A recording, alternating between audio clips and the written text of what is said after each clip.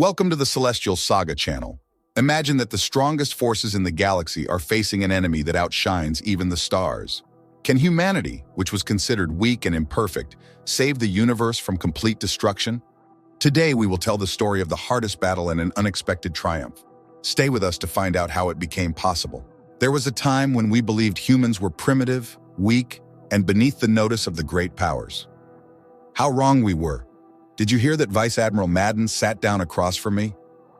The end is near. The Vice Admiral wasn't particularly tall, but his stocky build made him appear shorter. His skin was a lighter shade of gray than mine, and his eyes were the color of dried blood. His scalp was smooth, bald, but his eyebrows were stark white, like bone. His voice was deep, gravelly, and I often wondered if he gargled rocks for fun at first. He seemed like a serious, grim man. But once he opened his mouth, it was clear he wasn't. Madden was a professional when necessary, handling his duties with competence. But Fleet Command wasn't his true calling. The man was a joker, a comedian. He once boasted that he had memorized a fart joke for every day of the year. I had laughed when he first said it, but that was 8 months and 247 jokes ago. I wasn't laughing anymore. The end is near, he repeated. I looked up, confused. Vice Admiral Madden grinned. Madden was my second in command, and not someone I would have expected to befriend, but military service has a way of forming bonds between people. I was going to miss him terribly, but that would have to wait until I strangled him, which I definitely would, once he finished his 248th butt joke. The end is near, he repeated again. The end of what? I asked, bracing myself and putting down my fork. I wanted my hands free when the strangling began. What does near mean? Madden ignored the first question and explained, Nigh is a human word, he said. It means almost imminent or nearby, so the end is close. I raised an eyebrow. The end is almost... That's what the transmission said, Madden answered, laughing as he picked up a wilting fruit from his tray. We were in the officers' mess at breakfast time. Rank had its privileges, but food wasn't one of them. We ate the same slop we served to the men. What transmission? I asked. Madden grinned wider. At 0103 hours today, we received a subspace transmission. Not just us, everyone. It was broadcast to every species we know of. The transmission was just 4 words. The end is nigh. Really? I asked, raising an eyebrow. Madden grimaced at his slop. Are you sure we can't pull rank and get ourselves a steak or something? We could if there was a steak to be had, I said, picking up my utensil again.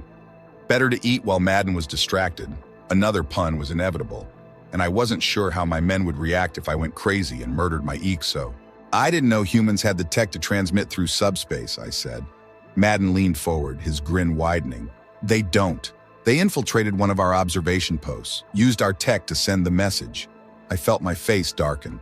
The Anala Imperium wasn't an aggressive empire, something humans should have learned to appreciate. If they'd appeared near the Galdan Empire, they'd already be slaves. After a brief first contact, we'd established automated embassies and a few observation posts, leaving the savages to their own devices. If they'd answered our benevolence with violence, it would have been an act of war. Relax, Admiral Fussy Pants, Madden waved away my concern. It was one of the automated posts. None of ours got hurt. I grunted, returning to my meal. Attacking an Anala citizen would have meant war, but messing with an automated station was more of a diplomatic or law enforcement issue. After another bite, I said, that would be a lot of trouble, subverting one of our posts. Are you sure that's all they said? That's it, Madden confirmed. The end is nigh. He cocked his head, clearly enjoying himself. You know, I think I like that word. Nigh sounds ominous. It's a strange word, I mused. Then again, I suppose you can't account for savages. I'm guessing inquiries are being made, I asked. For sure, Madden reported. One of our ambassadors reached out. The human government denies any involvement. They think it's some kind of cult. They've had a lot of cult problems lately. Cults? I raised my eyebrows. Religious nuts, Madden explained. Superstitious, crazy people. I know what a cult is, I replied, rolling my eyes. I just didn't think any species advanced enough to reach the stars would still have them. Shows what you know, Madden quipped. We've got cultists on this very ship. No, we don't. Sure we do, Madden replied with a grin. The Armada's got tons of them. Haven't you heard the good word of the Pantheon? The worship of the Pantheon isn't a cult, I said tiredly. It's the imperial religion. Could have fooled me, Madden shrugged. He finished his slop and gave me a sly look. "Hey, did you hear about the guy who farted in the turbo lift?" I warned him with a glare. Madden shook his head, his voice grave. "It was wrong on so many levels." I dropped my utensils. "Madden!" I shouted as he bolted, laughing as he ran. "Admiral Fussy Pants," the man called as he ran from his just deserts. His laughter echoed down the corridors. I considered chasing him, but it was no use. Madden could run faster than I could. I'd known that for years. The rest of the day passed uneventfully, filled with meetings. The day passed with paperwork, lunch, and more paperwork. The stories people tell about us admirals often paint a picture of glorious leaders and cunning heroes, but the reality is far more mundane. We're bureaucrats. The Ivel and AR Armada had so many moving parts, and my role was to ensure they all operated seamlessly. I spent 14 hours a day buried in logistics. Vital but dreadfully dull work. I nearly sighed with relief when my communicator chirped to life. "Admiral Grayson, this is Captain Harrison. May I request your presence on the bridge, please?" "I'm on my way," I replied. My office was just a few meters away from the bridge entrance. The Blazing Trail was one of our largest and most advanced vessels. It seemed a shame to leave such a fine ship mired in administrative duties, but I knew I'd be glad to have it when the time came for battle. Not that there was much of a battle to prepare for. The Analan Imperium was the most powerful nation in galactic history. Who would dare challenge us? I reached the bridge in moments. Captain Harrison stood at attention, flanked by the rest of the bridge crew. "At ease," I ordered. Then I turned to the captain. "Report." Captain Harrison was the opposite of Madden. While my vice admiral was short and stocky, Harrison was tall and lean. Harrison had the face of a flighty male model, but there was nothing lighthearted about him. He was a stern figure with no sense of humor, and he and Madden despised each other. I didn't blame either of them. "We've detected something strange, Admiral," the captain reported. "Strange?" I asked, frowning. "What do you mean?" "I mean, we can't see the star anymore, sir," Harrison explained. "It seems to have been snuffed out or obscured. At first, we thought it was a sensor malfunction, but every ship is reporting the same thing." "That doesn't make sense," I replied. "The Hilu system is 26 light-years away, and a patrol passes through every 18 hours. Even if something happened to the star itself, we would still see its light." "Yes, Admiral," Harrison agreed. "That's why it's strange." I walked over to one of the science stations to check the sensor reports myself. As Harrison had said, no light was coming from the space where the Hilu star had once been. "How soon can we investigate?" I asked. "Patrol Squadron 243 is en route, sir. They'll be in the system in 14 minutes. "Very well." I left the science station and took a seat in the Admiral's chair. It was positioned on an elevated platform behind the captain's chair, giving me a clear view of the bridge without getting in the way of the crew's operations. Captain Harrison would command the Blazing Trail, while I commanded the Armada itself. I ordered a report to headquarters and called for general quarters for all ships in the 3rd and 5th Armada.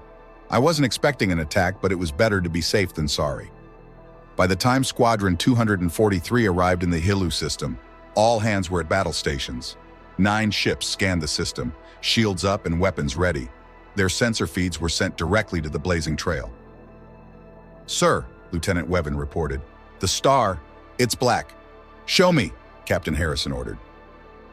Wevin sent the image to the main screen at the front of the bridge. I leaned forward, squinting in confusion. What I saw was a twisted mass of something, neither solid nor liquid. It was so dark and deep it stood out like a shadow against the blackness of space, like a hole in the universe. Then it moved. The mass pulsed and wriggled like the flesh of some terrible beast. My skin prickled at the sight. "Gods forbid," I muttered. "Sir," Lieutenant Wevin spoke again, her voice tight with disbelief. "We're detecting an object near the star. I think it's alive, sir. The life signs are... I don't know, but I think it's alive." "Send a visual to the screen," the captain ordered. The black, fleshy mass near the star had been disturbing, but what appeared next was far worse. Tentacles, teeth, wetness, blood, and so many eyes. I heard someone gibbering. I realized it was me. I tore my gaze away from the screen. My skin crawled. I wanted to scream, to tear off my skin and throw it away. "Turn it off," I ordered. Captain Harrison didn't echo the order as he should. He was staring, mouth agape. Both sensor technicians were staring too. "Lieutenant Wevin," I called, my voice sharp. "Turn it off."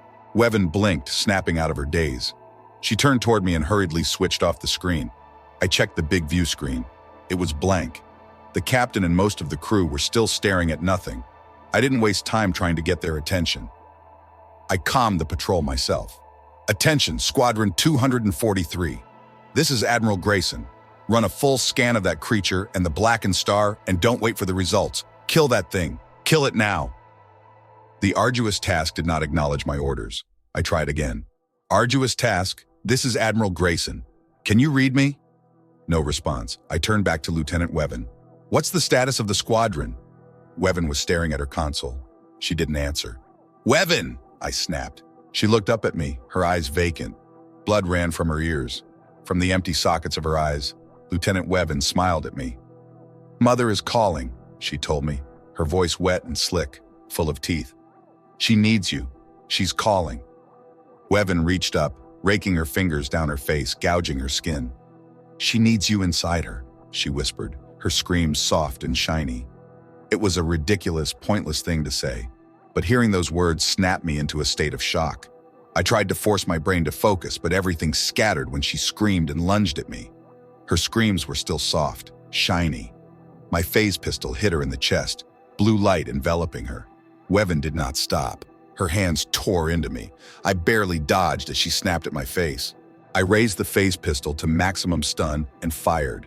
The screams were soft again, but I fired continuously, much longer than the 1-second stun duration recommended. The energy surged through her, disrupting her nervous system. It took 4 full seconds to bring her down. I checked to make sure she was unconscious, then turned to the other sensor technician. Lieutenant Gix, what's the status of the squadron? Gix wasn't going to answer. Blood dripped from his mouth as he chewed something. He noticed me staring and laughed, waving at me with a hand that was missing 3 fingers. Then in front of me, he bit off a 4th finger. Without hesitation, I shot him too. I activated my communicator. Security to the bridge! The rest of the crew was still staring at the blank screen. I didn't want to see what else they might do. I shot them down one by one. The tactical officer was the last to go down, just 2 seconds before 20 armed soldiers stormed into the bridge. They paused in shock at the scene. Secure these soldiers, I ordered. Full restraints. Get them to the med bay and keep them restrained. Sir? The sergeant-at-arms twisted his face in confusion. Medical episode? Yes, I replied shortly. I don't know the cause, but they're starting to hurt themselves. The man hesitated, but I shouted, Move, Sergeant! Security responded quickly. One of the soldiers glanced at Wevin's console. His jaw went slack. I bolted up and tackled him away from the screen. Don't look, I commanded. The soldier laughed and tried to bite me. I shot him and then someone shot me. I regained consciousness in the sick bay, strapped down to a med table with heavy restraints. Dr. Talar refused to clear me medically, not after seeing what the others had done to themselves. He did allow me to brief my XO over comms. Madden didn't believe a word at first. 2 more technicians were taken to sickbay after checking the sensor consoles. Only then did Madden acknowledge that I might have a point. I ordered him to dispatch another patrol to the Hilu system, a full 30 ships. Their orders were clear. Destroy the hostile. I told him, tell them not to look at the scans. Use the sensors just enough to locate the enemy, then hit it with everything they've got. It took another 3 hours for the patrol to arrive. I spent that time still strapped to the table, enduring the constant screeches and howls of the crewmen who had once been my bridge staff. The new patrol squadron followed orders. They located the thing immediately and fired all weapons, phase cannons, heavy disruptors, and antimatter torpedoes. It was enough firepower to kill a planet. The creature made a sound, though I don't know how. It shouldn't have been possible in the vacuum. Then again, snuffing out starlight that had been traveling for 20 years shouldn't have been possible either. Whatever this creature was, it defied the laws of physics. The noise was indescribable. Keening comes the closest, but it was unlike anything I've ever heard. Even through the comms, just a few seconds of it drove most of the crew to madness. Half of the auxiliary bridge crew tore each other apart in a frenzied orgy of violence. We didn't send another patrol. We sent a fleet, 10,000 ships with enough firepower to obliterate a solar system. The fleet found the blackened star and the twisted remains of the first patrol. Their ships were warped, crewmen fused into the bulkheads or melted like wax. The second patrol was even worse. I will not describe what those people did to each other or themselves. The creature was gone. We didn't know where it had gone. I was cleared for duty after a week of observation, but the rest of the bridge crew would never recover. Our best medical personnel couldn't find any obvious cause for their damage, but it was clear they were suffering, and the suffering only grew worse over time. In the end, we had to euthanize them. There was no cure for my madness either. My exposure to the creature had been less pronounced, but the trauma left me with symptoms similar to post-traumatic stress disorder. I had night terrors, flashbacks, and moments of uncontrollable anxiety, rage, and fear. Medication helped me stay functional, but the psychic surgeons warned me that my symptoms would never heal. I was damaged, and that damage was permanent. Weeks later, the thing appeared again. This time, it showed up in the Jundan Prime system, an industrial sector. The planet was habitable, but most of the population lived and worked in the shipyards in orbit. Given its importance as a production area, the Jundan system was heavily defended. Despite being caught off guard, our defense fleet followed the orders I had put in place. They opened fire immediately. The attack was successful at first. The creature keened as tens of thousands of weapons ripped through its body, but the keening unleashed madness across the sector, not just among sapients, but animals, insects, and even plants. They all went mad, attacking each other and themselves until nothing living remained. It was a heavy toll, but one I was willing to pay to see that creature destroyed. And destroyed it was. The strange life signs vanished, and a single, carefully monitored sensor technician scanned the remnants. It was in pieces, burned and shattered. I let out a sigh of relief. That relief lasted for nearly 2 hours. Then, the star of Jundan Prime was snuffed out. The reinforcements we sent found billions of bodies, but the creature wasn't among them. And so it went. The creature would appear without warning, destroy everything, black out a star, and then disappear. Every attempt to eliminate it failed. All attempts to study it ended in madness. The Imperium reached out to all known powers, large and small, desperate for any kind of information, even humans and species that hadn't yet achieved spaceflight. What we learned was chilling. Stars were being extinguished at random across the galaxy. Worse, the creature we fought wasn't alone. As many as 9 stars had been snuffed out in different sectors at the same time. Madden had been right. The humans had been right. The end is nigh. His words resonated with me. Acting on a hunch, I requested access to the humans who had hijacked our station and sent us that message. Surely they had been captured by now. The creature had appeared shortly after the transmission. Maybe those cultists weren't as crazy as I had assumed. Maybe they knew something I could use. The request yielded nothing. The cultists had spent their time carving symbols into their skin and painting strange patterns in blood. Once their transmission was sent, they killed themselves. Ritual suicide, the humans called it. Worthless savages. I was now certain those fanatics knew something, but the knowledge was out of reach. A task force was formed. I was chosen to lead it, partly because of my military record, but mostly because I was the only one who had seen the creatures and survived. As little as I knew, it was more than anyone else did. We spent the first morning coming up with names for the creatures. It was childish, but you know how meetings go. Dozens of names were thrown out. Soul Takers, the Darkers of Stars, Keeners. You get the idea. I don't know how long it would have gone on, but Vice Admiral Madden gave me inspiration at lunch. We would call them the NY. Next came the threat assessment. The NY were few in number, and it took them days, or sometimes weeks, to leave a star once it had been blackened. The death toll was large, but still only a small fraction of the Imperium's population. There was time. We had time to find a way to kill them. We experimented, testing different strategies each time the NY appeared. Eventually, our efforts paid off. The NY couldn't be killed, but they could be driven away. Too much firepower would destroy the creature, causing it to resurrect itself and wipe out everything in the system. Too little firepower, and it would simply continue its destructive path. But if there was just enough to hurt it, the NY would leave and find another star. 3,000 ships operating on autopilot were enough. It wasn't a perfect solution. Inhabited systems were still doomed. The NY would still keen, and the madness couldn't be stopped. Even the deaf were affected. Still, driving the NY away was more than anyone else had managed. For a brief moment, I thought we might find a way to save the Imperium. Then the Black Stars hatched. The NY we had been fighting were the most horrifying force I had ever encountered. The things that emerged from the stars made the NY seem like insects. Any contact with them, whether through sensors or direct exposure, resulted in madness. Their presence shattered the souls of anyone within a light year, and they could extend that effect by a factor of 10 at will.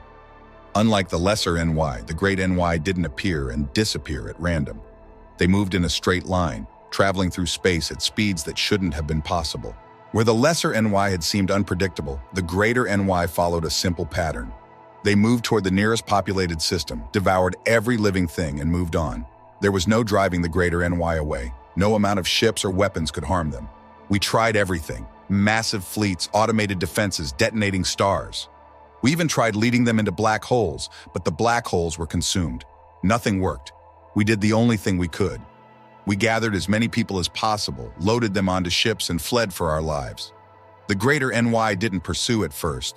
They were content to feast on the souls we had left behind. The evacuations bought us time, but not nearly enough. Dozens of greater NY moved through the Imperium, and one of them noticed the mass of fleeing refugees. It was coming, and fast. I made the only choice I could. I decided to face it. I brought 2 million ships with me. Brave men and women willing to lay down their lives to buy the civilians just a little more time. I was so proud of them. I was so sorry. We had no chance against the greater NY. We wouldn't even remain sane long enough to fight back. We were sacrificing an easy meal would buy the civilians only a few hours, maybe a day if we were lucky. It wasn't much, but it was all we could do. As for me, I was ready. The madness had been creeping inside me for 2 years now, the pills no longer working. I hadn't slept in days, and the mood swings were only getting worse. My face twitched constantly. It wouldn't be long before I was relieved of command, before I too had to be euthanized. I welcomed the thought. I was so tired of being afraid. We had been waiting for the creature for just under an hour when my new comms technician spoke up. "Captain, we're receiving a transmission on all frequencies," the tech said, furrowing his eyebrows. "I think it's from the humans." Captain Harrison was a temporary assignment, having volunteered for the sacrifice just like the rest of the soldiers on this mission. "Play it," I ordered. The voice was female, filled with hope. "Fear not," she exclaimed. "Salvation is nigh." Captain Harrison frowned. "That's it?" "Yes, sir," said the technician. I shook my head. Goddamned humans. We settled in to wait, weapons primed. The creature was closing fast, 20 minutes, and it would be close enough to drive us mad. I was debating sleeping on duty for the first time. I would have loved to sleep if I could, but my musings were interrupted by one of the sensor techs. "Sir, Lieutenant Vaughn reports 1,000 ships just entered the sector," the technician announced. "On screen," Captain Harrison ordered. What I saw next made me laugh. Giant robots. Ridiculous. The rest of the crew gave me concerned looks, but that only made me laugh harder. The robots were man-shaped, with shiny armor and glowing blue eyes. They were 50 meters tall, each wielding a sword and shield.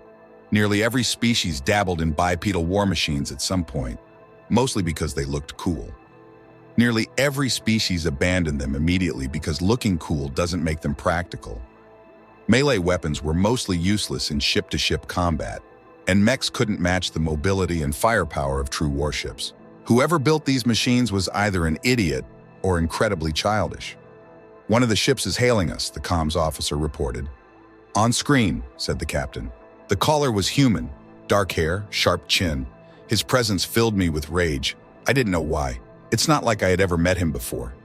"Blazing Trail, my name is Liam Walker. Do you have Admiral Grayson aboard?" the human asked, trying to look friendly. "I would very much like to speak to him." That got me laughing again. Captain Harrison frowned at me. "Bring him on board." "We're dead in 20 minutes anyway," I said, still laughing. Harrison nodded and turned back to the view screen. "The Admiral is here.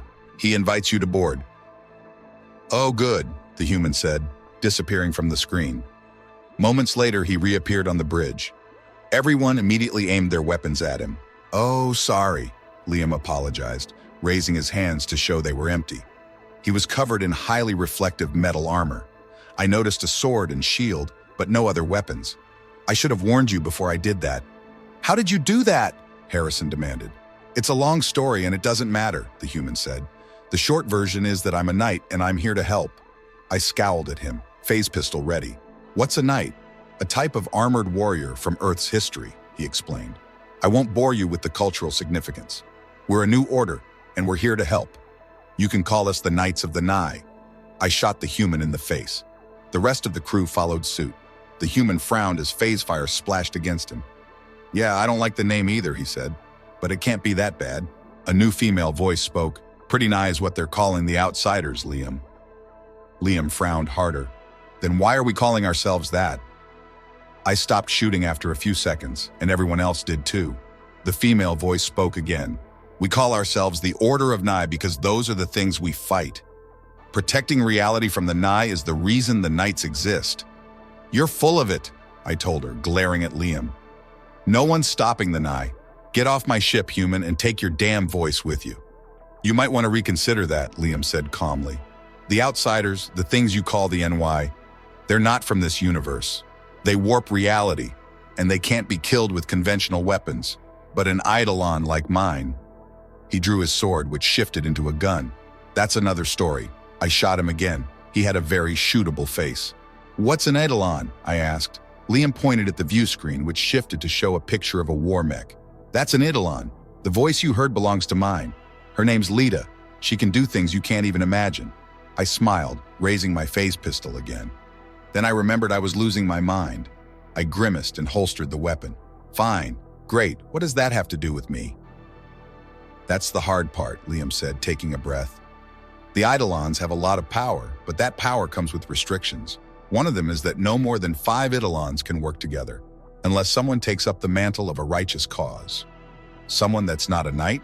That's ridiculous," I told him, my hand twitching back toward my gun. "It is necessary," Lita's voice spoke again. "Our existence in this universe is dangerous, and the potential to misuse our power is high. We are forced to place restrictions upon ourselves to limit the danger." "These restrictions can't be undone," Captain Harrison asked. "Why do you limit your cooperation?" Liam answered. "Eidolons get stronger when they work together. 5 of us is enough for a harbinger like the one that started this mess, but an elder..." He shook his head. Lita's voice picked up. "We need more. That's why we need someone to declare a righteous cause. Admiral Grayson, you're our best candidate. Will you take the mantle?" Rage exploded within me, and I shot the human several more times. He didn't react. I looked around the bridge, then began laughing uncontrollably. I threw my gun at him. "Sure, why not? We're all dead in a few minutes anyway." "Understand, Admiral," the voice warned. "Once you accept the mantle, you can't abandon it until every outsider is driven from this universe. If you stray from the path, your life and soul are forfeit." "I don't care," I spat, my body twitching uncontrollably. "Won't be long now. Take my soul if it means killing one of those things." I held out my hand. "Give me the damn mantle already." Liam placed his hand in mine, and part of his silvery armor flowed onto me, forming a bracelet. The twitching ceased. Fear, rage, and pain melted away. My legs gave out, and I sank to the floor, staring at the metal on my arm. "We can drive out the infection of the outsiders," Lita told me. "Your trauma will remain, but it should ease over time." "Gods," I whispered, squinting up at Liam. "Are you real?" "I've been asked that a lot lately," Liam shrugged. "I'm not sure myself, if I'm being honest. It's been a weird week." He spoke into his wrist. "Does that cover it, Lita? Are we ready?" "Yes, Liam," Lita's voice replied. "We can fight together, and without restriction against the outsiders." "Good," Liam said, helping me to my feet. "Admiral, I need you to keep your ships where they are.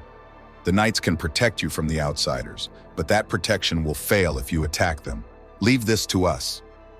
I studied his face. He was deadly serious. I turned to Captain Harrison. "You heard the Knight. Tell the Armada to stand down." The man reached for his wrist, then paused. "You can watch the fight if you want, but don't interfere." He tapped a button on his armor and vanished. Captain Harrison turned to the sensor technicians. "Scan those mechs. Find out what they're made of." "Yes, sir," the technician responded. After a moment, the technician reported, "Scan failed, sir. There's something blocking us." I sat in my admiral's chair and checked the sensor display. 100 Knights spread out among the Armada. Golden light radiated from them, enveloping my ships in spheres of strange energy. The other 900 Knights waited for the Nye. A few minutes later, the creature entered the system. I hesitated to look, but the human had said we were protected. If he had been lying, the madness would have already set in. I stared at my display, getting my first glimpse of a greater Nye. It was enormous, repulsive, roughly the size of a moon. It had 4 legs, and tentacles covered its mouth. Glowing eyes dotted its body. Its skin looked both rough and wet at the same time. The sight repulsed me, but not with the madness I had half expected. The Nye roared when it saw the knights. Even through the void, I could hear it, though the sound was muted and distant. 900 massive robots drew their swords. 900 swords transformed into cannons. 900 cannons fired. The energy output was insane. Sensors reported that each cannon was delivering enough power to vaporize an entire planet. The beam struck the Nye, ripping chunks from its grotesque hide. It roared again, but the knights charged. The battle raged for over an hour. I watched swords flashing in the void, world-killing cannons unleashing their deadly light. Shields and spheres of light blocked tentacles and limbs. The Nye fought back with lightning, fire, and beams of pure darkness. Several knights fell. Eventually, the Nye slowed. The knights of the Nye converged, merging into a single eidolon far larger than the sum of its parts. The colossal mech dwarfed even the greater Nye. It raised its glowing sword and brought it down. The Nye shattered. The eidolon grabbed the pieces and dissolved them in blinding light.